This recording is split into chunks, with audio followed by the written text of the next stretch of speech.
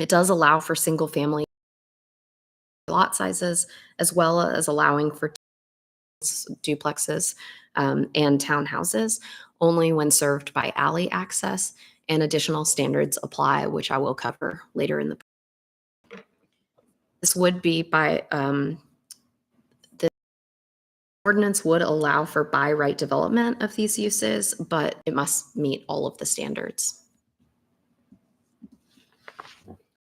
Map was included in your staff report and is also found on the web. It is shows the areas of eligibility. Currently, parcel information. So it is a snapshot of parcels that may be eligible. I would just note here that areas of eligibility can change over time as properties are bought and sold. So again, this is just a snapshot of what would be eligible based on that information.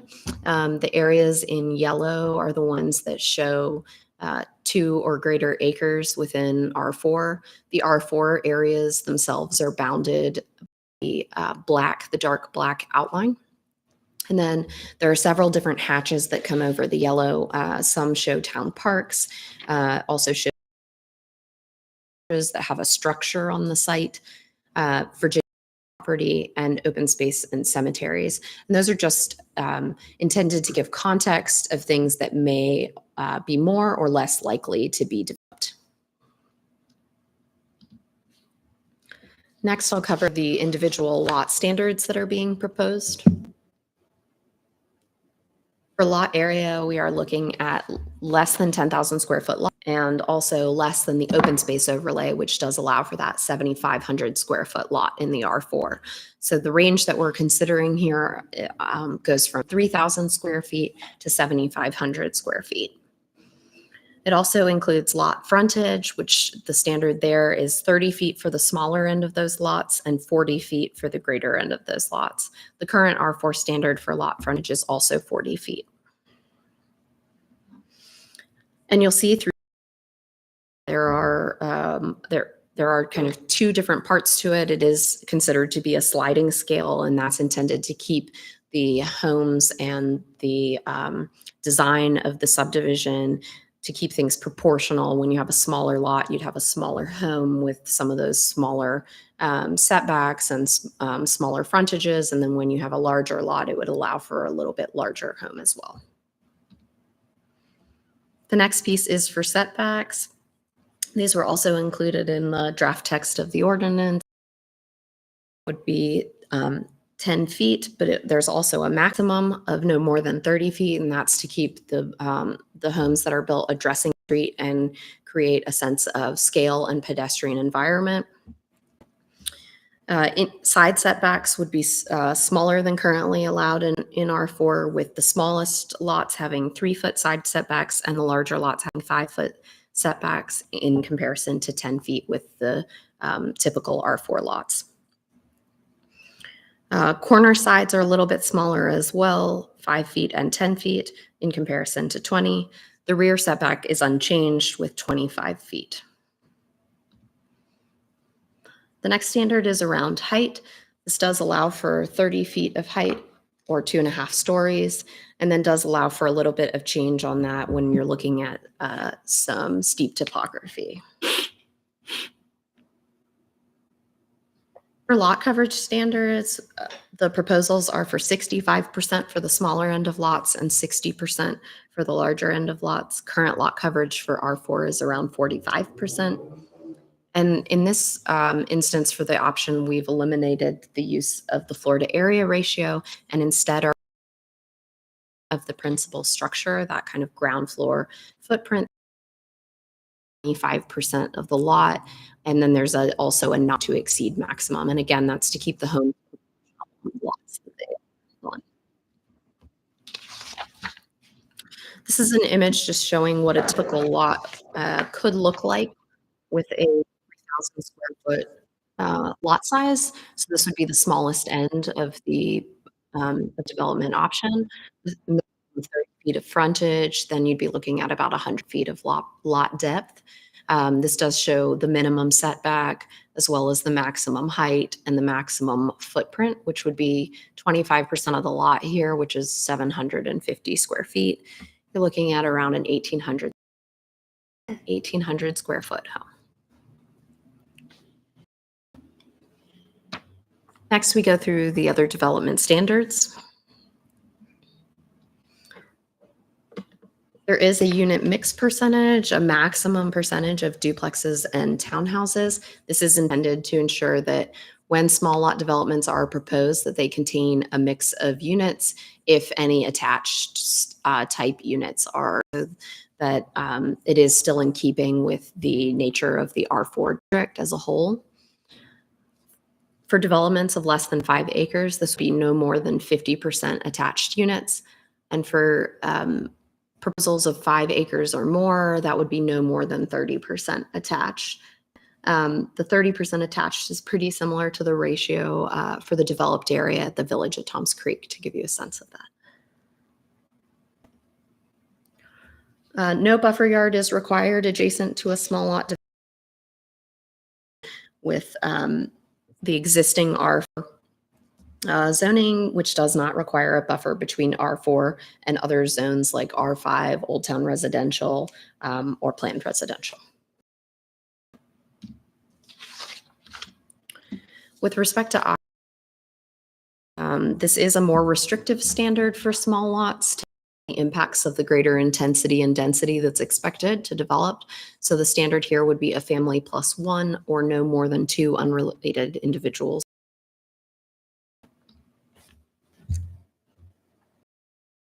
Driveways, no off-street parking is required. While that is the case, you'll see later in the street design standards that if no off-street parking is proposed, it may require a wider street to ensure that we allow for on-street as needed. If parking is provided, there's a maximum of 1 driveway per lot. Since the lots are fairly small, we're looking at narrower curb cuts, and we don't want to see more than 1 driveway on a lot. There is also a limitation on the overall width of the driveway, and there is a minimum length required to ensure that the cars are not overhanging the sidewalk and we have a good pedestrian experience that are also included in the text. Should we take a moment? It's like they might be at the stoplight. The next section here is for front-facing garages. This came out of the discussion over several work sessions. There is a proposed maximum width for front-facing garages, which would be 40% of the total facade width. And those front-facing garages must also be set back from the front building line by at least 4 feet. That includes for attached or detached garages. Showing what that would entail. Would require a larger lot to accommodate in a larger house. It also does still allow prefer garages that would be accessed from the rear of the property or for side loading garages as well.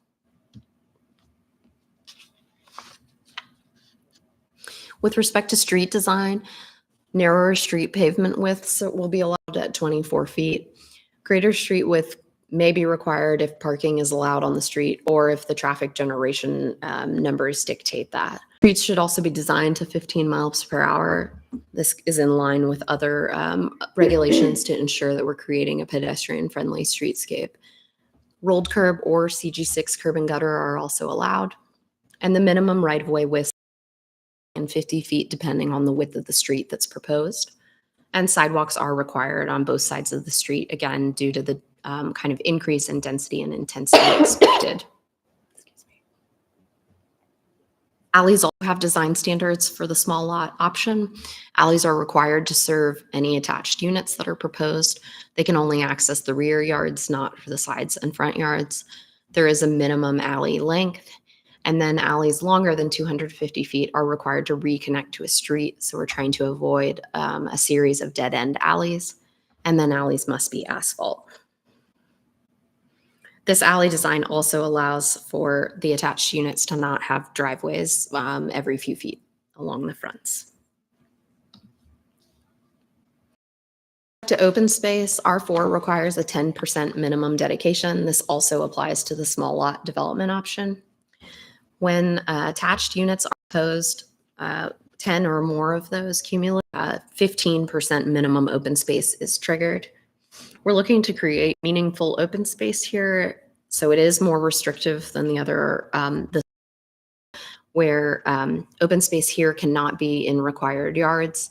It also requires a 5,000 square foot area dedicated to community recreation, and then it scales up for every 5 acres, an additional 5,000 square feet community recreation is needed. Again, this is more restrictive. It is intended to create meaningful open space with the greater intensity. Requirements. These are also more stringent than standards for single family development, which really doesn't have use in design standards. And again, this is to ensure kind of the high quality design that we're looking for in these more intense neighborhoods. So this includes having an open porch or primary entrance facing the street. Entry allows for porches to encroach into the setbacks to create that pedestrian feel. Windows are required on all street-facing facades, and a minimum 10% transparency is required on those street-facing facades. Townhouses are also required to be dispersed throughout the development when there are more than 3 buildings of 6 units each. So it's just intended to, of those, we don't want to have one concentrated area that's all the attached units, but we prefer to see them dispersed.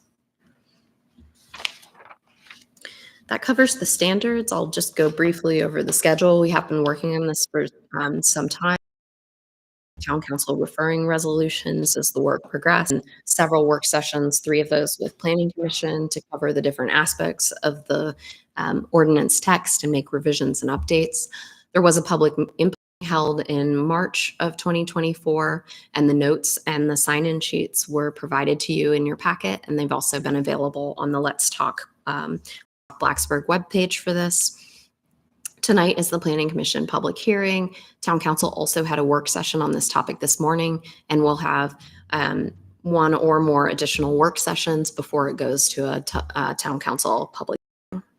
In addition to the typical public input meeting that we held, we also provided the draft ordinance text to the Home Builders Association for feedback and attended a meeting for questions and comments, and they were generally supportive of the amendment. That concludes my presentation. I'd be happy to answer any questions you might have.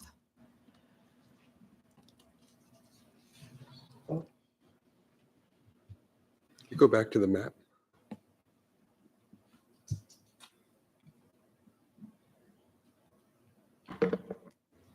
This is something I've talked about at work sessions before, but I just want to say one more time. It's a little, first of all, congratulations on a lot of work to make something that is aligned with the town master plan's focus on walkability, quality of life, and affordability. But to call BT property, town parks that, in theory could be developed in some later time, there's a little bit of a disconnect in that phrase. Maybe that phrase can go away. It's not a snapshot in time. It's kind of what could happen. Council walks away developers, which seems highly unlikely. And so as we start to think about other zoning changes, I would just express my position that we don't have to just do it on big lots where it's more politically expedient because there's no one nearby, that we ought to be thinking about doing it as big lots and infill and everything in between.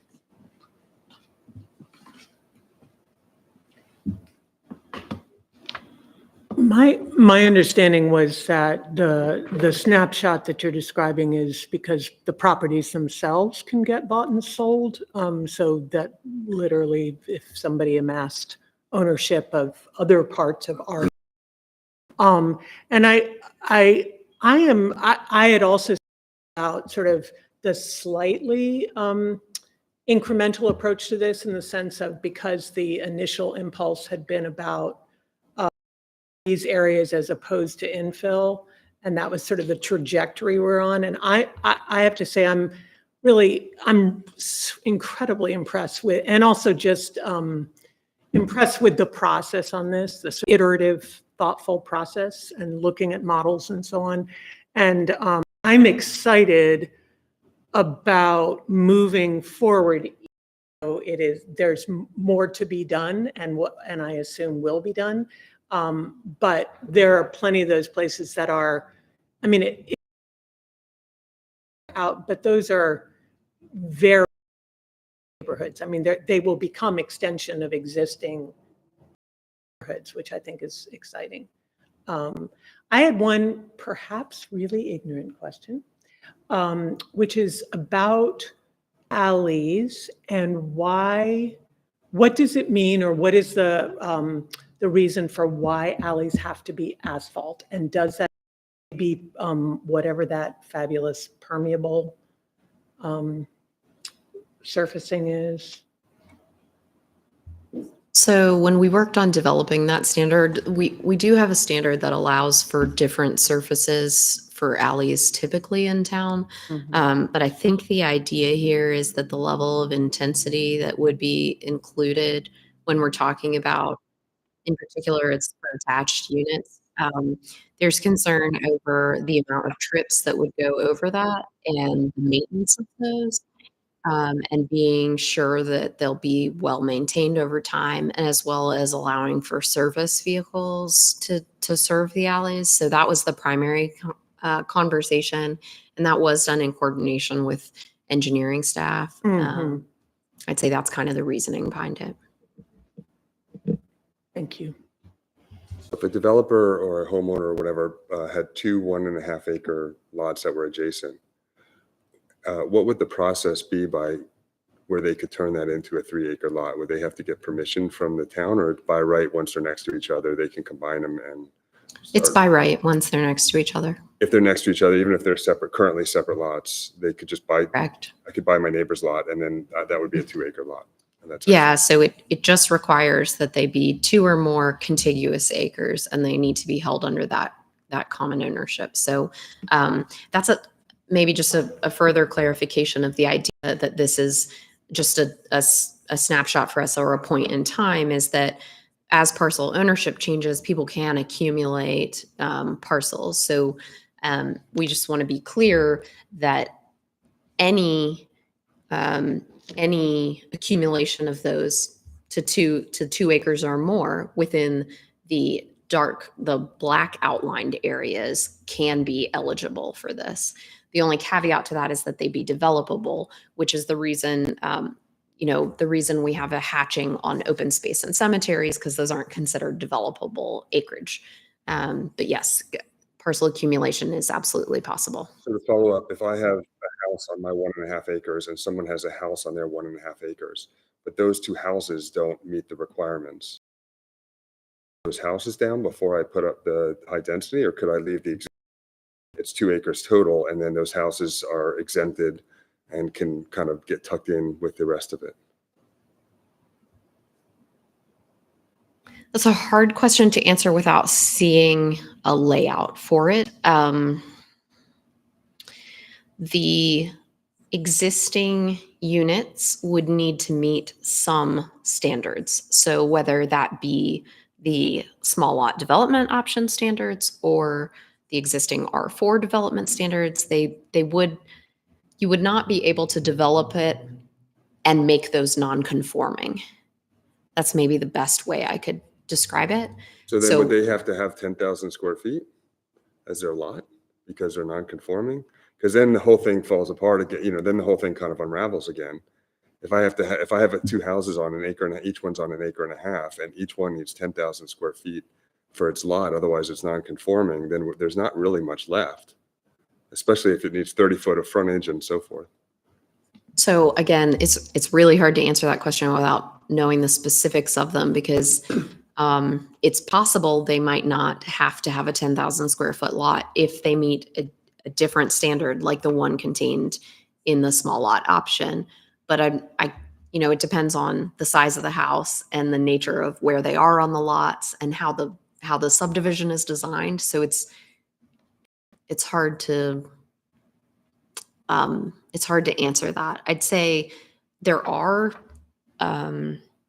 There are structures and there are instances on this map that do include some lots that are what I'll call underdeveloped because they are not developed to the maximum currently allowed, even the R4 maximum. So some of those, um, and what you're describing, if those are R4 parcels, those are undeveloped if they're, an acre and a half and only one house. Right, but if the Because you house can is like, what's the minimum setback, for instance? What's the what's the maximum setback right now? 30 feet from the front, 20 feet? for the small lot development option between 10 and 30 feet. So if you had a house that was 35 feet setback already, you could not, that would be non-conforming, and then that would have to have a, in theory. I'm not trying to Yes. peg you down. I'm just trying No, to say, I understand. if the idea of this is to allow someone by right to develop something that's 2 acres and that 2 people can buy 2 things and put together, it would be a shame if the unintended consequence was for them to do it, they had to tear down the existing 2 perfectly good houses. I think what colleagues are to is all based on layout. So in other words, you could come in with that would convert the small lot subdivision. For example, your 35-foot setback. You put a road in front of the house. But presumably it's create already the on a road.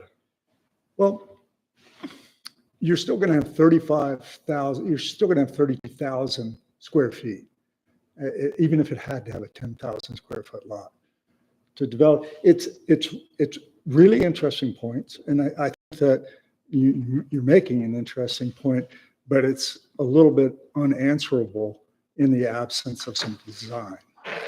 I think that. Aren't we then back to it not being by right? Then they have to submit a design and it has to go through the process? Or was that always going to be the case? That was always going to be the case. It was always going to have to go through. Anything that comes in to do this development would have to go through the administrative subdivision process. Or if it's 50 lots or greater, would still come through the preliminary plat process with Planning Commission. It's by right in that it doesn't require a rezoning or a conditional use permit for the zoning aspect of it, but it still does, people will have to design the subdivision and lay it out, which would require a subdivision process. Regardless. It's not inevitable that you'd have to tear the house down. It could be a consequence of a proposal if wasn't able to conform, make some conformance. But it's not an imperative impediment. I'd also add maybe just one more thing for context. The scenario that you're talking about is not very common within town. So most of the developed areas, we're not talking about lots acre and a half with one house on them. That's a pretty. In R4. In R4. Yeah. Yes. Yeah. In other districts, certainly maybe within RR1 or some of those others where this would not apply. But most of our R4 districts are either undeveloped, or they might have one unit on a much larger parcel, or they're developed closer to the R4 standard. Okay, but then let's just replace my question with four properties that are adjacent to each other that have 4 houses that are on 30-foot setbacks. And in other words, is there a way for this to give? Maybe it's too late, but is there a way for this to give staff some latitude? It's not intended for infill, so it's not going to be. It's in an area that's developed close to or at the R4 standard. It's not going to create an opportunity for infill in those areas.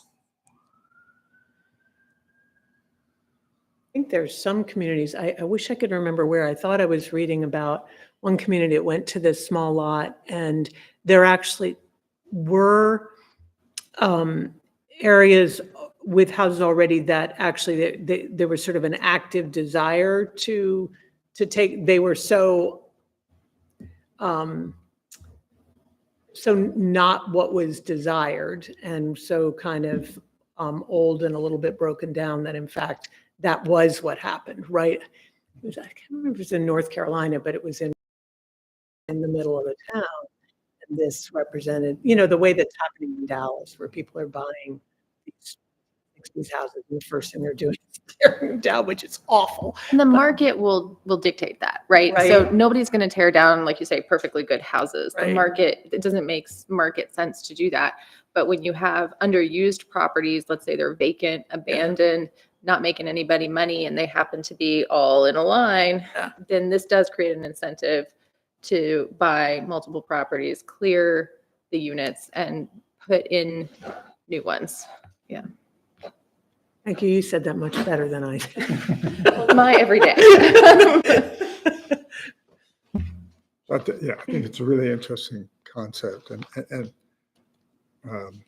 I do think we will probably see some properties amassed, and developed in some fashion.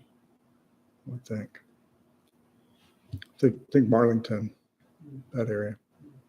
Yeah. Any additional questions for Collie?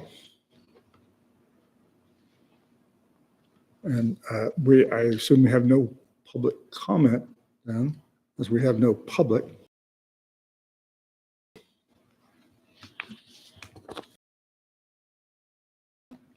I move approval of zoning ordinance amendment number 61. Second. Any additional discussion? I'm very hopeful that this will increase the variety of housing available in Blacksburg, particularly in some developments that have been kind of noodled on for a long time by the people who own them. And I'm also excited for people to experience that variety and the diversity that it brings. And I hope that it does exactly what we anticipate, which is encourage changes like this in other zones in Blacksburg. And I do hope that it acts as an incentive to do, some redevelopment where homes are in poor condition or, do need to be addressed in the sort of redevelopment scenario. I think it's a nice first step, and I'll look forward to the next ones. Thank you for those comments. We have a motion for approval. All those in favor of the motion? Aye. All right. We will move on to citizen comment, which, as we have no citizens, we'll have no comment. Unfinished business, zoning ordinance review committee, we have not met. Historic or design review board. It's a good question. Let me remember.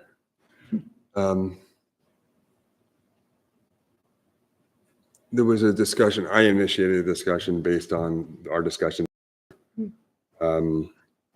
And especially those that were talking about upcoming zoning, looking at the zoning again as it relates to Hidarb. So I think it was most of the things that are relevant to this panel would be things that I kind of took to them, and I don't think there's anything that should go back up that I can think of. Okay, great, thank you. I have a question about that. How does what's going on with Oddfellows fit into that committee? And is what's going on with Remember? Oddfellows? Oddfellows.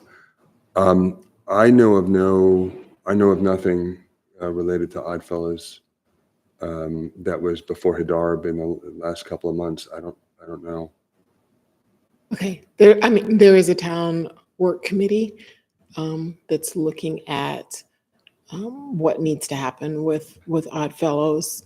I think it's just sort of slipped through the cracks in terms of keeping up in some areas. So right now, there's a design committee of people looking at moving forward with Oddfellows. Bill Green, who's on that on the Hidarb committee, was instrumental in salvaging Oddfellows. That's my understanding.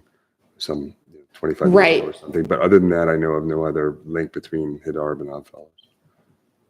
Okay, just checking. It seems like it would fall as So well Hidarb- into updating that area.